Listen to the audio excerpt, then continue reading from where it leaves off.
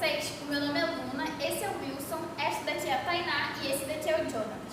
Nós somos alunos da Universidade do Estado do Amazonas, nós estamos cursando Letras e hoje nós vamos apresentar a vocês o gênero literário mito.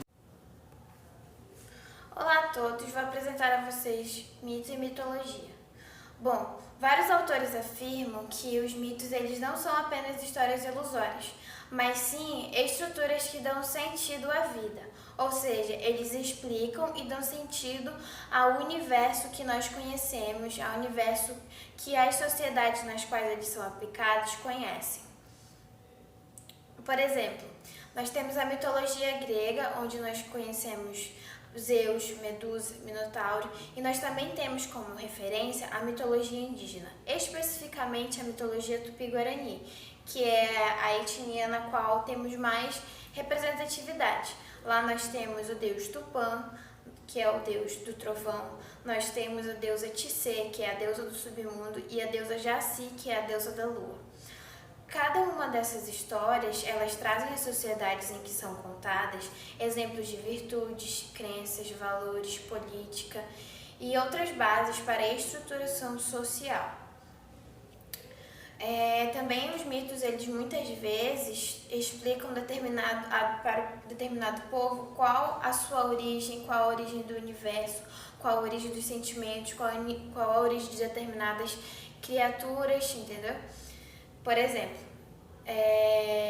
temos exemplo da história de Pandora, né? Que a partir do momento em que aquela caixa foi aberta, vários sentimentos surgiram e assim houve uma contaminação do universo. A história de Pandora, da caixa de Pandora, é um exemplo de explicação mitológica a respeito de sentimentos e também de virtudes, né, no caso. A mitologia, por outro lado, ela é um conjunto de mitos de determinada cultura ou estudo e suas características e significados. Ou seja, a mitologia ela é o conjunto de todos os mitos, ela é o conjunto também que estuda o significado das crenças, dos processos mitológicos. O mito, falado de uma forma assim geral, né? Por muitos historiadores, ele é descrito como algo impossível de definir em uma coisa só, é impossível de ser uma coisa bem específica. Isso por causa das fases, né, do processo dele. Por exemplo, na história clássica, dava-se a entender que mito era tudo aquilo que era mentira. Era algo que não era verdade, né?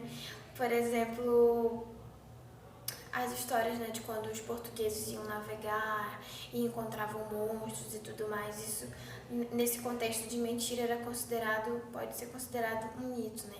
Apenas a ciência ela era válida, apenas através dela é que era possível explicar os fenômenos, né, que existiam e o mundo em si. Porém, no século XX, a antropologia e a psicanálise entram em cena.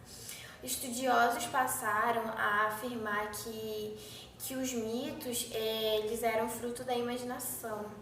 Por exemplo, a psicanálise Carl Jung afirma que o inconsciente coletivo existe. Por exemplo, o culto ao sol, né, que era feito por vários povos distintos uns dos outros, né? Muitas vezes nem um povo sabia da existência do outro e mesmo assim ambos prestavam culto ao sol, né, com o objetivo de adorar essa estrela e ao mesmo tempo receber uma bênção, de receber uma terra fértil, né? De receber proteção. Ou seja, isso é um exemplo, segundo Carl Jung, que é um exemplo de inconsciente coletivo, vamos dizer assim.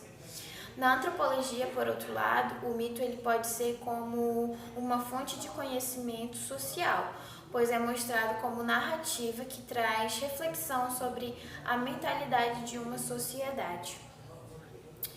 Houveram vários estudiosos que causaram grande impacto, né, nos estudos mitológicos, no processo de estudos mitológicos, e um deles é Joseph Campbell, né, que ele criou uma série chamada O Poder do Mito, que depois ela se tornou um livro e ambas, né, tanto a série quanto o livro, foram traduzidos para vários idiomas, inclusive o português. Ele afirmava que toda a mitologia era uma representação simbólica das experiências humanas e com base nelas, as crenças, religiões foram formadas através do século. Instigou os seres humanos a buscarem respostas da existência, das coisas, né? Do universo, dos sentimentos, de tudo. A influência de Campbell chegou a George Lucas, que baseou-se nas matrizes de significados míticos de Joseph Campbell para criar a versão criativa de Star Wars, ou seja, ele recriou e criou sua própria mitologia baseada nos estudos de Campbell. Como vocês ouviram, essa é a primeira trilogia de Star Wars, né, que teve sim esse basamento, né, nas matrizes de Joseph Campbell, e em uma entrevista o criador mesmo afirma que realmente se baseou, né, nos estudos de Joseph Campbell. E como vocês puderam ouvir, o mito, né, ele tem o seu valor, porque através dele podemos dizer assim que as bases sociais foram desenvolvidas, né. Os mitos, eles trouxeram sentido, vamos dizer assim, às sociedades, né. Também a mitologia, ela é de grande importância porque ela é o que faz, assim, ela é o conjunto, né, de estudos de tudo isso. Então, por isso que mito e mitologia são de grande importância para nós hoje em dia, né? Não só objeto de estudo, mas também como exemplo, né, de formação de sociedade. E é isso, espero que vocês tenham entendido e muito obrigada por me acompanharem até aqui.